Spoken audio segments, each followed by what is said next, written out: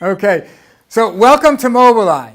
Mobileye is what I call the poster child of the startup nation.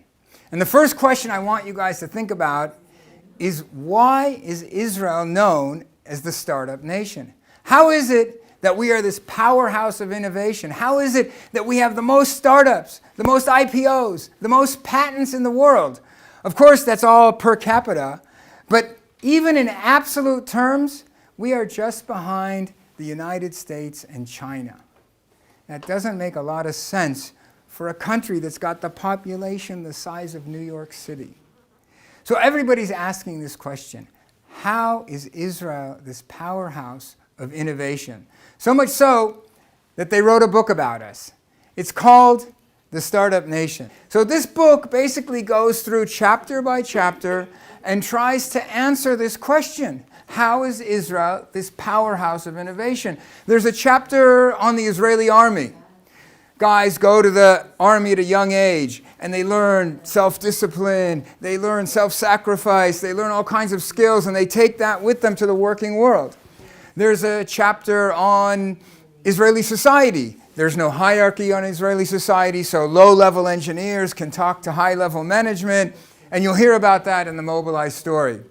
But the fact of the matter is that there's one sentence in the middle of this book that says it all.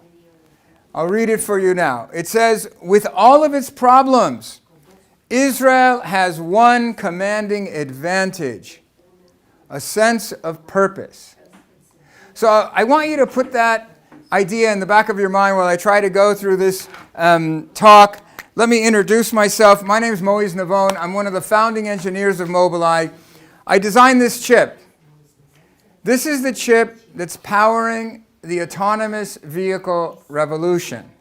This is the chip that Intel bought for $15.3 billion. That's the largest exit in Israeli history. That's the second largest purchase that Intel ever made in its history. And the question that you need to ask yourself now is, why? Why would the largest chip manufacturer in the world, they know how to make chips. Intel makes thousands of chips in thousands of industries. Why would they come to Israel, to a little pipsqueak company that makes one chip? That's all we do. And pay this kind of money?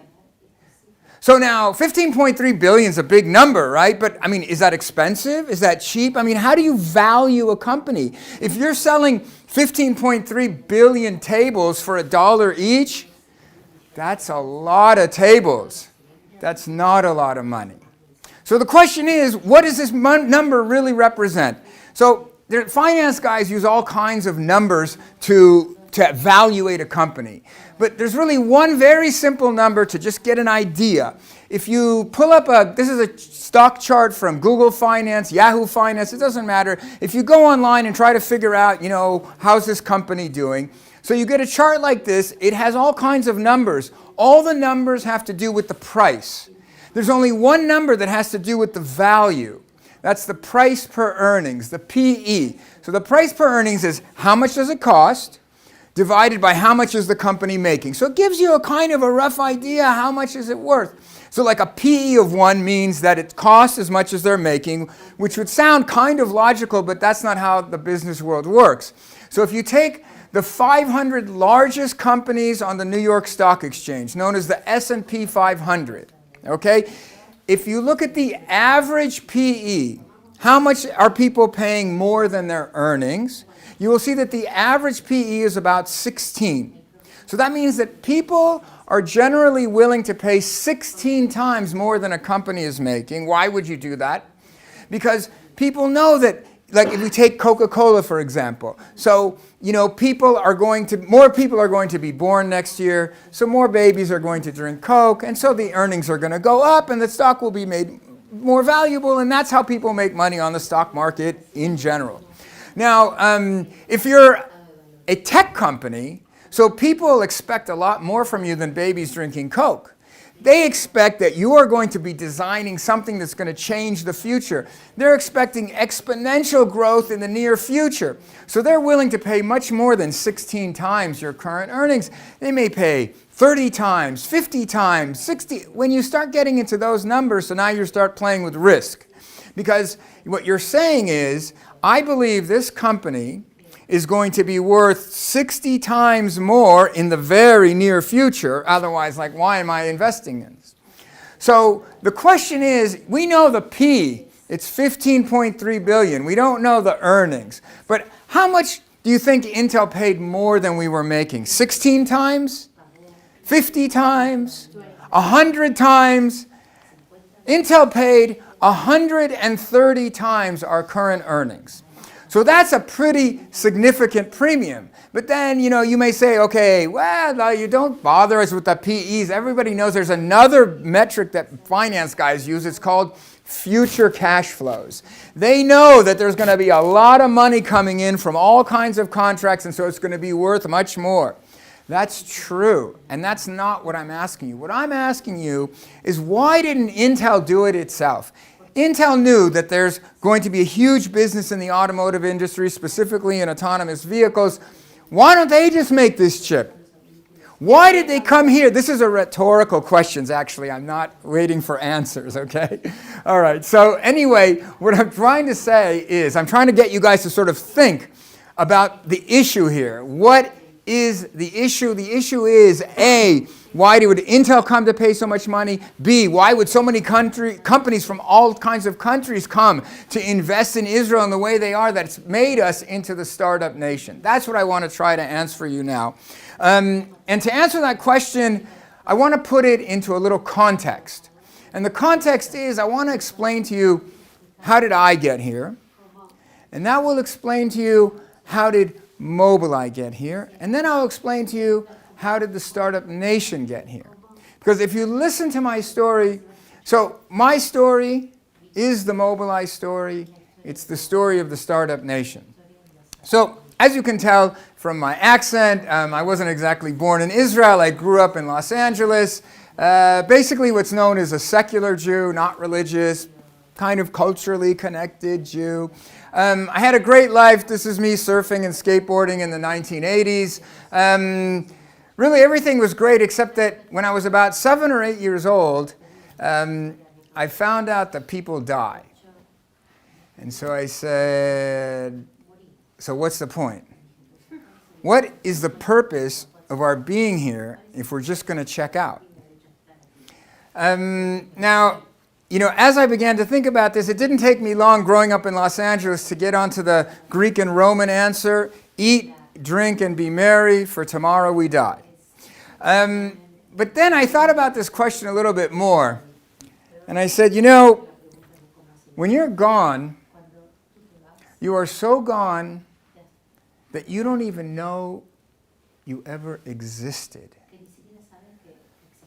So what's the point of eat, drink, and be merry? So my parents weren't existentialist philosophers. They weren't particularly religious. So I went surfing. I surfed my whole youth until I got to college. I was on the surf team at UCLA. And it was in my second year at UCLA, I was studying computer engineering, that I got a student internship at NASA's Jet Propulsion Laboratory. So you can imagine, for an engineering student, an internship at JPL is a really big deal.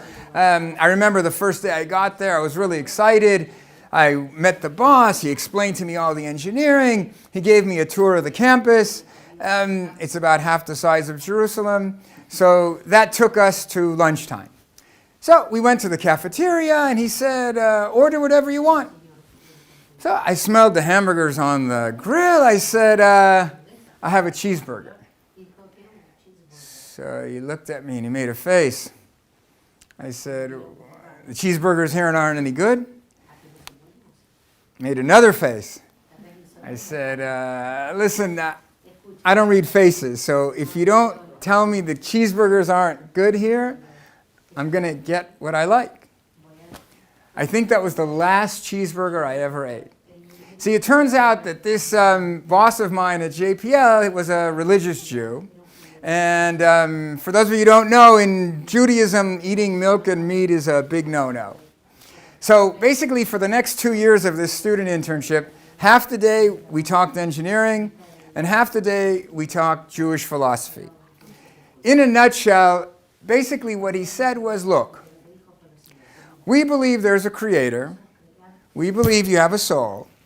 We believe there's a purpose. You're here to fix yourself. You're here to fix the world. So these ideas began to resonate with me. I started trying to think, I need to do more purposeful things. I need to do things that really, mean something. The problem was that at the time, I was the rush chairman of a fraternity at UCLA. This is me in the circle. You guys know about fraternities? Yeah, they're like the movies. So basically, you have parties. The rush chairman throws the parties at the beginning of the year. There are other chairmen that throw parties in the middle of the year. I remember we threw this one big party, and we had all these pizzas, and I had this pepperoni pizza on my hand.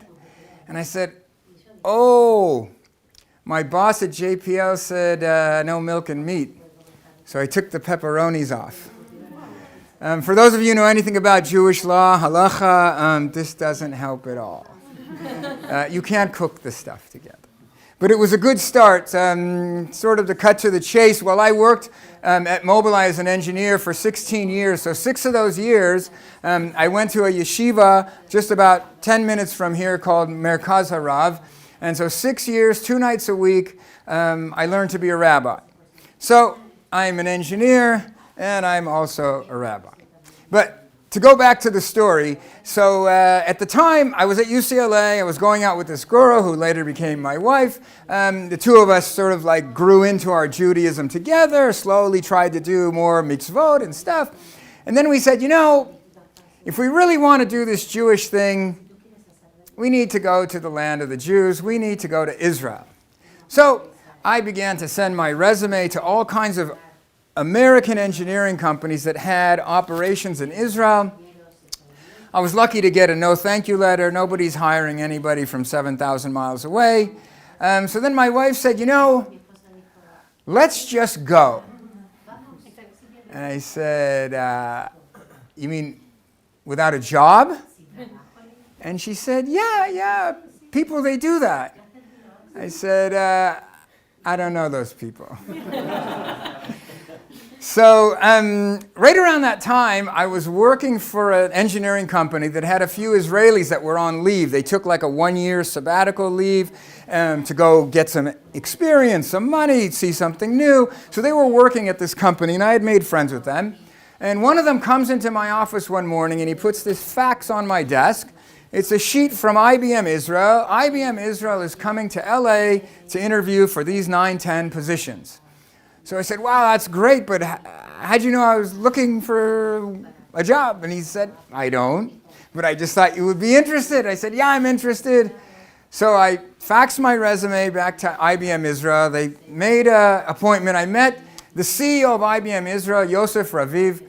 Yosef Raviv was really one of the founders of the startup nation. He brought IBM to the Technion campus in Haifa in the 1970s. That's before anybody used the word start or up in the same sentence. So anyway, I met him in the Beverly Hills Hilton, in the lobby. He gave me an interview. He said, look, you seem like a nice guy. Your resume looks good, but you need a technical interview. I can't give you a technical interview. But the head of the chip design group is going to be in the San Francisco airport next week. Can you meet him there? So I said, cheaper to fly to San Francisco than to fly to Israel. So the next week, I met a guy named Aaron in the VIP lounge of the San Francisco airport. So Aaron is another big name in the startup nation. He was the head of the Israel Innovation Authority. He was the first CEO of Apple Israel. At the time, he was the head of the chip design group at IBM. So I met him, and sounds really cool, VIP lounge, big shot engineer. Not cool. You see, because he was also the head of the computer science department at the Technion. And his idea of interview questions is asking you finals questions. End of the year test questions is what he's asking me Well, I'm sitting in this VIP lounge. People are drinking beers, playing music, watching Monday Night Football. To make a long story short, I failed. He tried to give me some hints. I tried to answer. At the end, he said, "Thank you very much." I folded up my stuff and I left. When I got to the back door of this VIP lounge, I said, "Oh my God, you just blew your chance to get to Israel. I can't let this happen." So I turned around, I went back to R&R, and he's still sitting on the couch in this VIP lounge, and I said, "Listen, you know what I don't know, but you don't know what I do know. I've been working in this industry for 10 years. I've been designing all kinds of interesting things. I designed the Star Wars system. You guys know Star Wars? Not the movie." So in the 1990s, Ronald Reagan, the President of the United States, was very concerned that Russia was going to shoot intercontinental ballistic missiles at America. So he developed what's called the Strategic Defense Initiative, otherwise known as Star Wars. We built missiles to take out Russian missiles in space. Now, I was tasked with designing the system to make sure that that works. Like, how do you make sure that a missile is going to take out another missile in space? So one way to do that is to shoot up two missiles in space and see if they hit. But what if they don't? Not pretty. So you have to design a simulator. So I designed what's called the IRSP, the Infrared Scene Projector. It's a fancy name that basically means we made a movie player that plays Russian missiles going by. You take the camera that's going to go on the front of the American missile, and you put it in front of the movie player, and you see how it follows. Sounds pretty simple. Movie player, we know how to make movie players, but not exactly a movie player, because you see, these are heat-seeking missiles. So you have to play the movie in heat, which means you have to take laser beams and line them up. It's a room about this size, full of laser beams and all kinds of stuff. Anyway, I explained to him the system. He said, "Thank you very much." I folded up my stuff and I left. About a week or so later, I got a call from Yosef Raviv, the CEO of IBM Israel. He said, "We want to give you a job." So I went to my wife and I said, "I have good news and I have bad news." So the good news is we got the job. The bad news is they want to pay us half of what we're making. So my wife said, "Fine." And I said, "What do you mean, fine? We're not exactly rich in LA. How do you think we're going to make it on half of our salary?" So she said, "They're making it, we'll make it." Not so easy. Did you ever have to cut your salary in half? So if you Google tips on budgeting, the first thing that comes up is stop drinking coffee out. Thank you very much. We're way past coffee out. I had a car of my own since I was 16 years old. If you don't have a car in LA, you don't exist in LA. But now, remember we said Israel is not a big country, no hierarchy. So who stops to pick me up on my first day to work? Yosef Raviv, the CEO of IBM Israel, stops in his Rolls Royce. Okay, in 1992, there were no Rolls Royces in Israel. It was a Volvo. But a Volvo in 92 was like a Rolls Royce in LA. Anyway, it was a good start. Haifa is really a very nice place. IBM is really an amazing place to start. It's one of 3 R&D facilities in all the world that IBM has outside of the United States, at least at the time. So I got a lot of experience there. I really learned how to design chips there. But socially, it was a nightmare. No English speakers, no religious people. Things have changed now, but at that time it was very hard. So I said, "I can't take it. I'm out of here. I got to do something. Either I'm going back to LA or I'm going somewhere else." At the time, a friend of mine had a startup in Jerusalem. I said, "Oh, Jerusalem, English speakers, religious people, I'll go there." So we went to move to Jerusalem. Before I left, they had a little party for me at IBM, and they said, "So what is this startup you're going to do? What do they do?" And I told them, and they said, "You're leaving IBM Israel for that? That's a really dumb idea." And they were right, The startup closed in like 3 months, and I was on the street. But at least I was on the street in Jerusalem. So I began to look for work. After a couple of weeks, I found a job in Herzliya Pituach. Herzliya Pituach is the R&D facility, or center, I should say, just north of Tel Aviv. I went to go work for a company called OptiBase. They were making MPEG systems. You guys know about MPEG? You do. You see, if you watch movies on your phones, so you know about MPEG. MPEG is the protocol that compresses and decompresses video. If you didn't have MPEG on your phone, you would need a room this size to carry around all your videos. So at the time, I'm talking about 1994, MPEG was just beginning in the very, very beginning stages. I was tasked with designing the first video-on-demand system for airplanes. If you guys watched videos on your airplane when you flew here, so you watched on my system. In 1994, if you wanted to watch video on an airplane, so you waited for the stewardess to put a cassette in the machine, and you watched what she wanted, when she wanted, and if there was turbulence, so you didn't watch. So anyway, this was a great opportunity for me. I really learned a lot. I designed a lot of interesting things there, but driving from Jerusalem to Herzliya Pituach is a nightmare. Basically, my life was drive, eat, sleep, drive, eat, sleep, work, drive, eat, sleep, work. I couldn't take it. After about a year and a half, I said, I have to find something else. I can't do this anymore. A friend of mine had a job for me at a place called NDS, News Digital Systems. It was later bought out by Cisco. They're basically the technology end of the news corporation. Rupert Murdoch has lots of companies, Sky B, Fox TV, and so you need to make sure that people pay for the TV they're watching.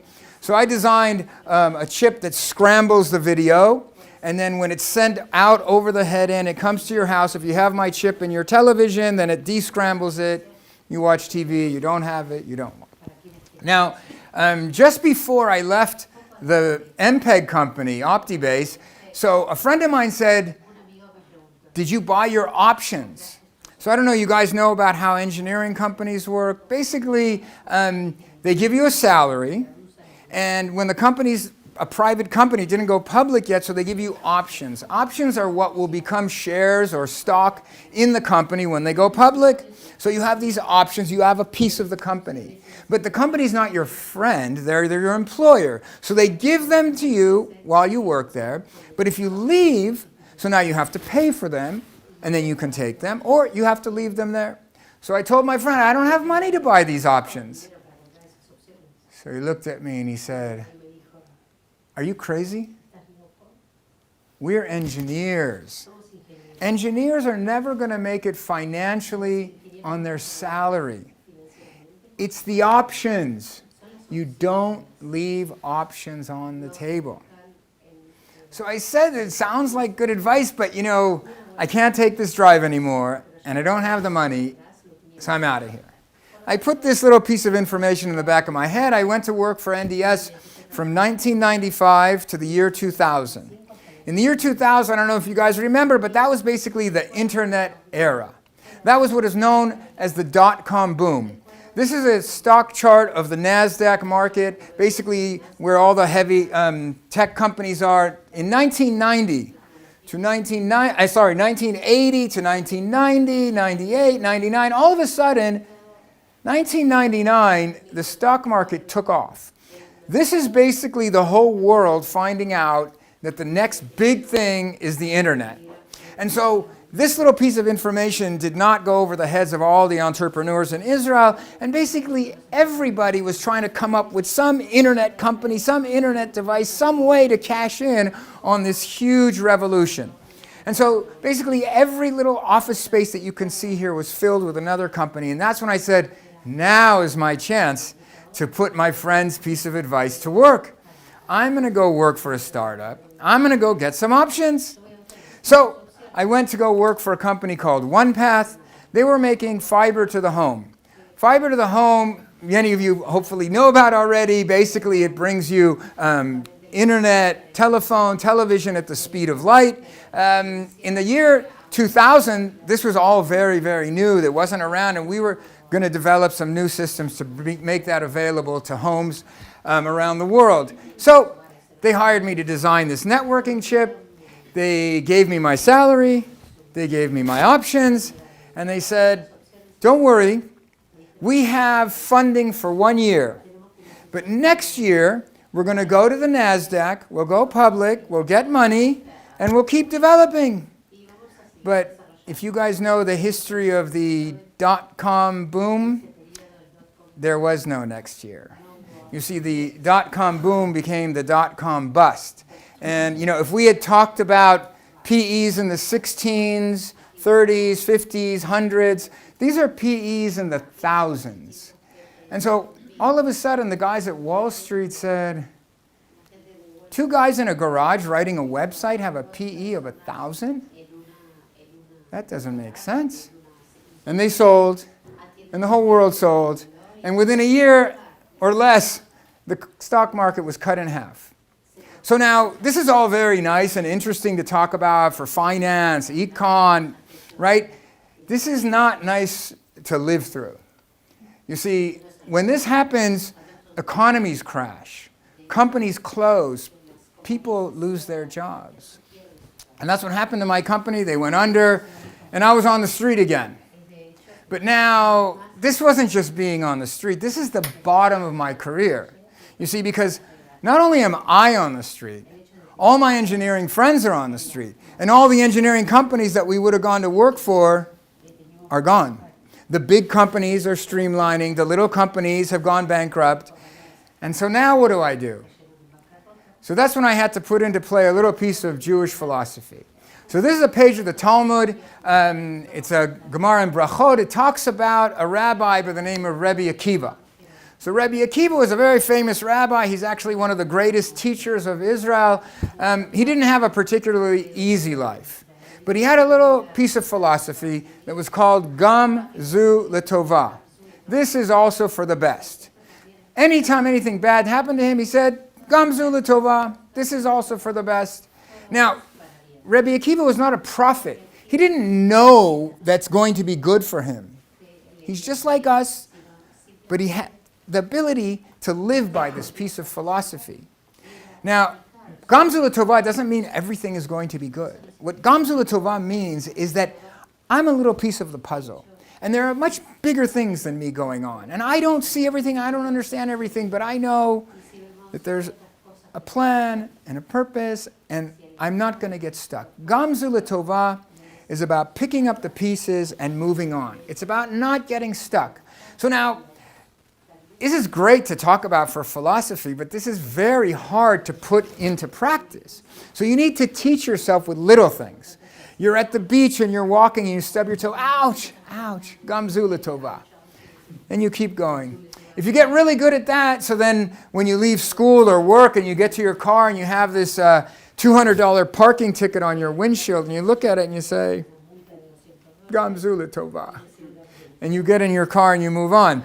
If you get really good at that, so when you're out of work and all your friends are out of work and you have 5 kids, a wife, and a mortgage to take care of, you send out your resume. So that's what I did. I start looking. It took a while. After a couple weeks, I had an offer from a big company in Tel Aviv, but I said, no big companies. I didn't give up on my dream. I want to work for a small startup. So I kept looking, kept talking to people. After another couple of weeks, I had an offer from a startup. But they were designing internet chips.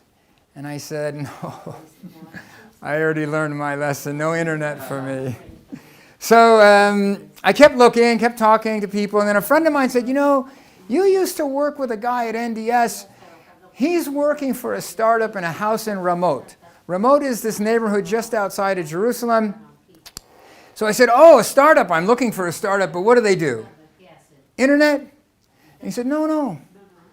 Something in automotive. I said, cars. People need cars. I'll go work for them.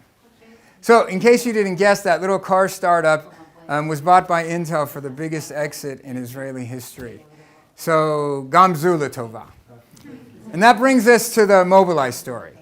So Mobileye was started about a year or so before I got here by a professor by the name of Amnon Shashua. Amnon Shashua at the time was the head of the computer science department at the Hebrew University, and he was doing what professors do. research, papers, lectures. He happened to be in the Far East giving a lecture on his latest research, and in the lecture, so he said, we can detect objects with a single camera. So somebody in the back of the room raised their hand. They said, excuse me, do you mean 3D objects in 3D space with a single camera? And Amnon said, yeah. And he moved on with his lecture. When he came off the stage, he was surrounded by a team of engineers from Toyota. And they said, are you kidding? We've been working on this problem for years. And we've been working under the premise, 2 eyes, 2 cameras. You can't see depth without 2 eyes. If you cover 1 eye, everything goes flat. But not really. So, do you need 2 eyes or you don't need 2 eyes? So I began to understand this when I was at the Boston Science Museum several years ago. They had a display, a big glass box like an aquarium without fish. Inside this box are all kinds of things a cup, a yo-yo, a pencil, everyday stuff. And you're like, why is this in the museum? So you come around to the side of this box and there's a black glass plate with a little peephole like you have on your door, and you look through the hole and you see those objects flat like a poster. What happened? So the answer is context. Okay? When I look at you, I know what people look like. I know what chairs look like. I know what rooms look like. And so even though I don't see the depth, my brain interpolates between what I know and what I don't know. And I can guess. And I can guess that you're like, 6 feet from me and you're like 8 feet from me. And basically, for anything more than arm's length, I can guess. For less than arm's length, if I have to guess where this is with 1 eye, I can't do it. Okay? So for really close, you need to have 2 eyes. But for farther than a bumper on a car, you can guess with 1 eye. So Amnon said what we do in our brains, we can do in our computers. The engineers at Toyota said, we don't believe you. Here's $100,000, prove it. So Amnon took the money, he came back to Jerusalem, he got a couple of PhD students, a couple of engineers, they got a box load of computers, put them in the back of a van, hooked them up to a camera looking out the front windshield, and he proved it. You can detect 3D objects in 3D space with a single camera. That's huge. No one ever thought it could be done. Now Amnon proved it. It's not just about paying half price for cameras. The amount of computing power that you need to integrate 2 streams of video is like 10 times as much as you do to deal with 1. And there's many, many other advantages. But in any case, Amnon proved it, but he proved it academically. Theoretically, his system worked at like 9 frames a second. That's not fast enough to do anything in real time. By the time that system says brakes, you just ran over 10 people. So that's when he hired my friend, and he hired myself and a couple of other engineers. He stuck us in this attic in a house in Ramot, and we took all the algorithms, and we took all the software, and we took all the hardware, and we put it in this chip that works at the speed of your eye, 30 frames a second. So now you can do something with this. But the question is what? What do you do with a super duper image processor that detects 3D objects in 3D space with a single camera at the speed of your eye? So you guys know the end of the story, autonomous vehicles. But in the year 2000, 2001, 2002, nobody was talking about autonomous vehicles. When I was interviewed by the CEO and he was hiring me, he said, listen, we're making ACC, Adaptive Cruise Control. You guys know cruise control. You push the button, you go 90 kilometers, whatever it is. There's a car in front of you. You put on the brakes, the car moves away. You set up the system again. Adaptive Cruise Control says, we see the car in front of you. We will slow you down and keep your distance. When the car moves away, we will automatically put you back to the speed you wanted. You don't touch anything. Okay? Adaptive Cruise Control, ACC, was available in the year 2000 based on radar. Radar is very expensive. It costs a few $1,000s, so it was only available in really high-end cars like the Jaguar that we had in our garage that we were mimicking. So Mobileye came and said, you know what? We don't need radar.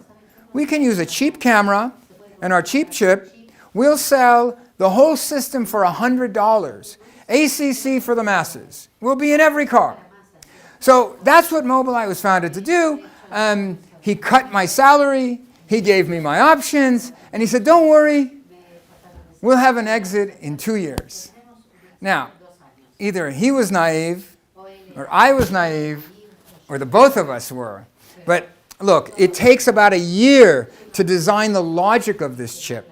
It takes a year to test it. It takes a year to put it into silicon, a year to test the silicon, a year to test the car. You're looking at 5 to 6 years before you're putting on the brakes of a commercial vehicle. But we didn't know that, so off to work we went. 1 year became 2, 2 years became 3, 3 years became 4, and then the CEO came to us and said, we're out of money. We need to sell this chip today. We can't wait to be in cars.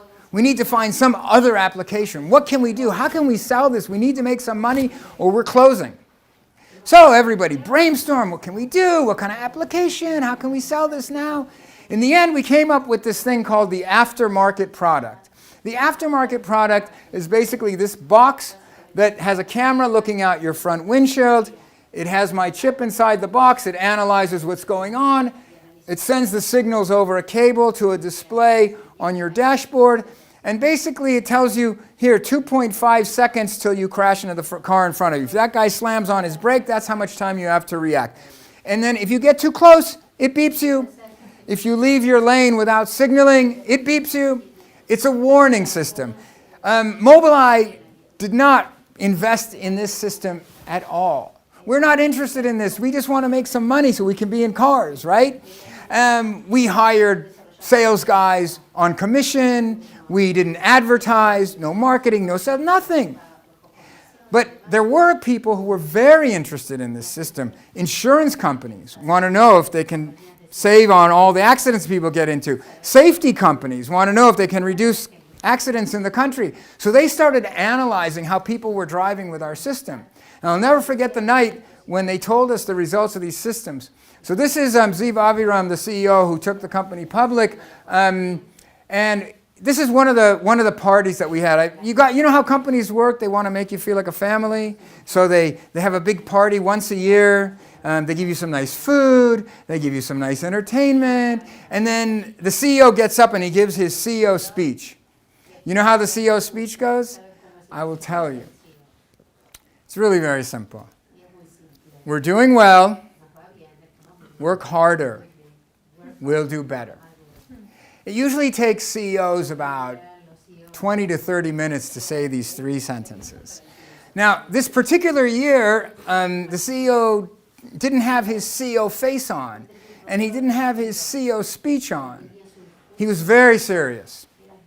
He looked out at everyone, and he said, you know what, guys? We're saving lives. And everybody looked at each other and said, what? What saving lives are you talking about? We're making ACC for the masses, a luxury toy. So it turns out that all these companies that were doing analysis on us were finding out that anybody who's driving with our system is not getting into an accident. And if they did get into an accident, it turned what would have been a fatal crash into a fender bender because the people were warned before anything ever happened. And so all of a sudden, Mobileye did a pivot. We changed directions. We became a safety company. We changed our motto, our vision, your safety. And then we realized that, there's a whole plethora of applications that together are called ADAS, Advanced Driving Assistance Systems. Advanced Driving Assistance Systems basically means any kind of computer control that helps the car drive better. So we said, if we're beeping people because they get too close, we can put on the brakes. We'll call it AEB, Automatic Emergency Braking. And if we're beeping people because they leave their lane, we can keep them in their lane, and we'll call it LKA, Lane Keeping Assist. And basically, like I said, a huge amount of applications were developed where countries are giving safety points for any car that has any one of these ADAS features. And insurance companies are giving discounts for any car that has any one of these features. And there's only one company in the entire world that has all the ADAS features in one chip. And that's why Mobileye today owns like 90% of the ADAS market. And that brings us to the next pivot. So a couple of the engineers were working on the system, and they said, you know, we're controlling the brakes, we're controlling the gas, we're controlling the steering, we're controlling the car. Let's make an autonomous vehicle. So they went to the 6th floor, they told the CEO their story. I can tell you if this was in LA or this was anywhere else, the CEO would have looked at them and said, we have no customers for autonomous vehicles. Go back to work. But this isn't any other country. This is the startup nation. And so we do things a little bit differently. And so the CEO said, you know, that's an interesting research project. Take this Audi and go play in the garage. So these two engineers got another couple of helpers, and they got 3 of these chips, hooked them up to 8 cameras surrounding the car, and within 1 year, they had the world's first camera-only autonomous vehicle. You can read about it. It was in the New York Times. It drove from Jerusalem to the Dead Sea, hands-free. Now, what the huge thing was is that I'm telling you this is a camera only because the fact of the matter is, you guys know Google and many other companies have been working on autonomous vehicles long before us, but they are working on the paradigm of a LiDAR sensor. LiDAR is a spinning laser system. That's that thing that sits on the top of the car. That system alone costs $100,000. People today, of course, are working on making it much cheaper, and it will become, but at the time, just the sensor cost $100,000. We were able to get this car to drive hands-free for $2,000. That's huge. That's a game changer. That's commercially available today. So we now had this platform, but we still had no customers for autonomous vehicles.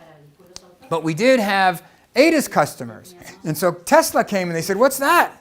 We want it. And Audi and Nissan and VW and just about every car company that you can think of came and said, we want that system. Every company except Toyota. So if you remember, Toyota gave us the first money, but then they said, oh, you proved it. We're Japanese. We work with the Japanese.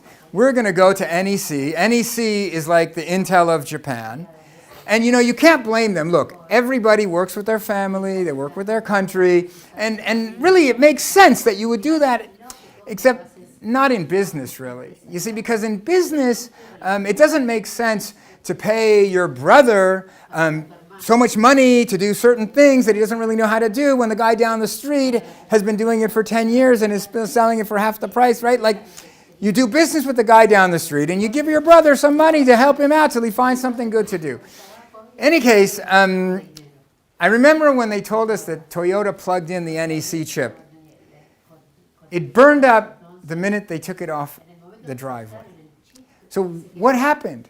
NEC, they're smart guys. They make tons of chips. They know how to make chips. Thing is that they don't know how to make this chip. Because we've been working on this system for years, and we learned a lot of things. I'll try to give you a little lesson in computer engineering, very simple. So this is what's known as the von Neumann architecture of computers. Von Neumann was a great genius who came up with this architecture. Basically, this is like all computers are built inside. There's a control unit. This is like the thing that plays your movies. There's a math unit. This is the thing that does the scrambling and descrambling, or the compressing, decompressing. There's memory. This is where your movie's sitting. There's an output, which is, you know, your screen. There's an input where the disk and the movies are stored. That's a computer, okay? Now, most chips look like this, but not this chip. So I'll try to explain to you with one of the blocks that I was responsible for is called the tracker. Okay, the tracker is responsible for following cars frame by frame, image by image. So like if I'm driving on this road and I'm following this Ferrari, I need to make sure that when the video stream comes in, this image and this image are the same and I'm following the car. Okay? So now with your eyes you can see picture by picture, you can see the car, but how do you do that in a computer? Okay? There's no pictures in computers. Actually there are what are called pixelated pictures, right? Pictures that are made of dots of color. But dots of color are very computation intensive. It's very hard. It takes a lot of computing power. So basically we use black and white. Okay? But the fact is there's not really even black and white inside a computer. There are numbers. Okay? So like a pixel, let's say that we're using 8 bits. You have 256 numbers. So white is 0 and black is 255. And all the grays in between are the numbers from 1 to 254. So you can represent a Ferrari in black and white with numbers. So now we basically reduced this problem of following 2 images or 3, whatever, image by image, to a math problem. What we do is, all we need to do to compare 2 images is take this pixel from picture number 1 and this pixel from picture number 2, and we subtract them. If they're the same, we get 0. So now we go through all the pixels in the image, and we subtract each one. And we add them all up. At the end, we get one number. If the number we get is 0, so the pictures are identical. If we get 10, so we're probably okay. If we got a big number, so we lost the car. Okay? So that's like one piece of trying to follow a car. Okay? Now, how do you do that in a general processor? So let's say that I'm the control unit. So I say, picture number 1, give me pixel number 1. Picture number 2, give me pixel number 1. Mr. Math Unit, subtract. Thank you very much. Pixel 2, subtract, add, 3, add 5. If you start doing this for thousands of pixels, 30 frames a second, you're going to start sweating. If you're a chip, you're going to burn up. So we didn't design our chip like this. I know that I need to compare 2 images. I don't need to make a general processor, okay? So I designed a very specific processor that says, give me a row of pixels from here, and give me a row of pixels from here, and here's a row of subtractors and an accumulator, and while I just did that math, I already got the other rows. They're sitting waiting for me. And so this chip is working in pipeline, parallel fashion, super efficient, so that this chip can work on your windshield, in the desert, in the summertime, without a fan, and still not burn up. And so that's why in 2008 we got the award for the best electronic design in the automotive industry, and that's probably one of the reasons why Intel came to us. So that brings us to the Intel story. In 2014, the CEOs of Intel, BMW, and Mobileye got together to make a consortium. And basically, they made this partnership where they said, we are going to bring an autonomous vehicle commercially available. And so this was a huge boon for Mobileye. We had now signed a contract with the big boys. The thing is that Intel was not so happy, because Intel said, who are our partners here? Well, there's BMW. What do? They do the metal and the rubber. We can't do that. And who are these guys? Mobileye? What do? They make a chip? We make chips. As a matter of fact, the whole board controlling the car is Intel. All the chips on the board, Intel. There's only one chip in the entire system that's not Intel. What do you think they want to do to us? They want to get rid of us. For days, for weeks, for months, they came here and they said, how does this interface work? And how does that work? And how do you do this? And they basically try to figure out what we're doing so that they can do it and get rid of us. They have no need for us. But then something amazing happened. And the CEO of Intel came to Israel and he gathered all the Mobileye employees together and he announced the exit. And he said, you know, we've been watching you for months. And we decided that it was better to buy you than to beat you. But that's not the whole story. You see, what happened when Intel bought Mobileye is what I call a paradigm shift, a complete change in the way the world looks at Israel, a change in the way the world looks at the Jews.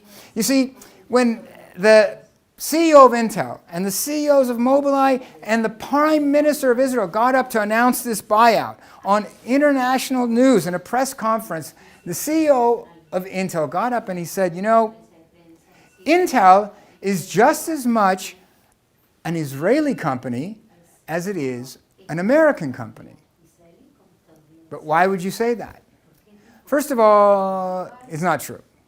Intel is an American company with a lot of operations in Israel. But even if it was true, why would you say that?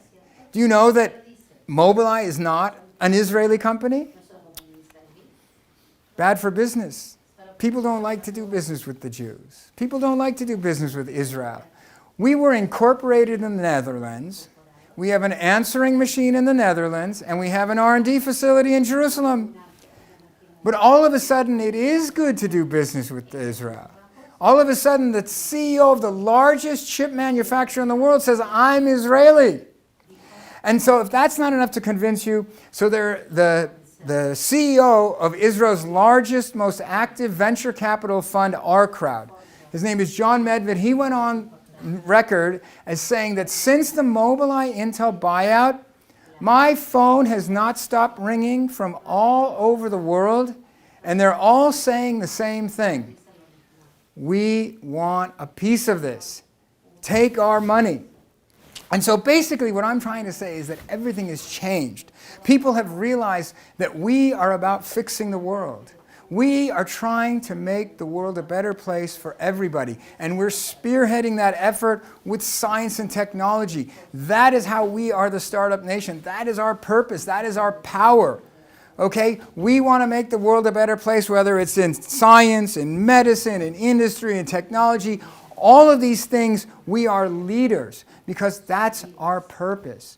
And so I've been giving this talk now ever since the Intel Mobileye buyout, not because I chose to, but because groups from all over the world are coming.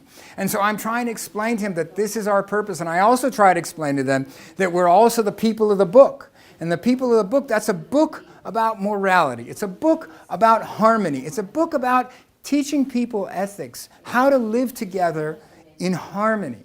And so I also am giving a course at a couple of universities on ethics in AI, because as wonderful as I believe technology is, you can do a lot of damage if you don't do it right.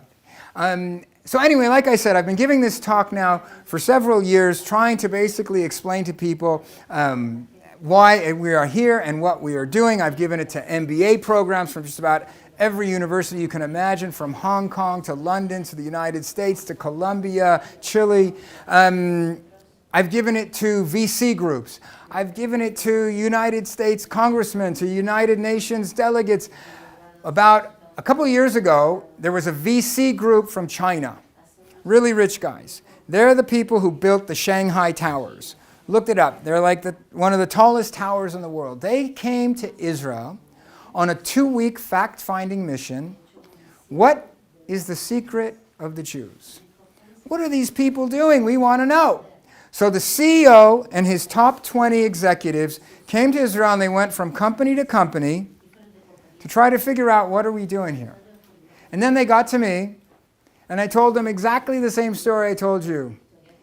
But they don't want to hear about cheeseburgers, rabbis, surfing. They want to know, what makes a Mobileye? How did you do it? So I said, look, you want to know what makes a Mobileye? The CEO at his last company dinner, he said, everybody's asking me this question, and I'll tell you. He said, a lot of stars need to line up. You need to have a novel idea, something that people didn't think could be done, detecting 3D objects with a single camera. You need to be able to roll with the financial punches. You have money, you don't have money. That story I told you that we were out of money, that's like one of 10 stories where Mobileye could have just shut down, bankrupt, out of business. But we figured out how to keep going. You need to have stamina. You have to keep working. You're not going to have an exit in 2 years or 5 years or 10 years. Mobileye went public on the New York Stock Exchange after 14 years and were bought out by Intel after 17 years. You need to be able to pivot, change directions. You're making ACC, you're making ADAS, you're making autonomous vehicles. And finally, the CEO said, I like to quote Thomas Jefferson. Thomas Jefferson said, I believe in luck. And I believe the harder you work, the more luck you have. So I turned to these Chinese investors and I said, look, I'm a rabbi, so I like to modify that a little bit. I believe that there is a creator. I believe he wants us to fix the world. I believe that if we do his will, so he will help us do his will. So if we work harder, we'll have more help from heaven. So right when I said that, so the tour guide that was bringing around this Chinese investor group, he came running up to me and he said, drop the God stuff. They're total atheists. So what do you say to that? So I looked out at them. I said, I heard you're atheist. So they smiled and they nodded their heads. I said, so let me leave you with an enigma, a riddle, a kind of a hard question that doesn't have such an easy answer. It's called the Jewish people. So the Jewish people have been living in this land, and the Romans came and they kicked us out. And they spread us out all over the globe. And wherever we went, they didn't like us very much. As a matter of fact, wherever we went, they tried to kill us. But we survived. Not only did we survive, we came back to our land, we rebuilt our country, and we are so successful that there are groups from all over the world coming to find out what's our secret. How do you explain that? You realize non-Jews have written about us. Mark Twain famously said, everything is mortal but the Jew. What is the secret of his immortality? Nicholas Berdy, a famous Russian historian, said, I've studied the histories of all the peoples, and they all follow the same pattern, except the Jews. So I looked at these Chinese investors and I said, how do you explain that? Some people call it luck. I call it the help of heaven. Thank you very much.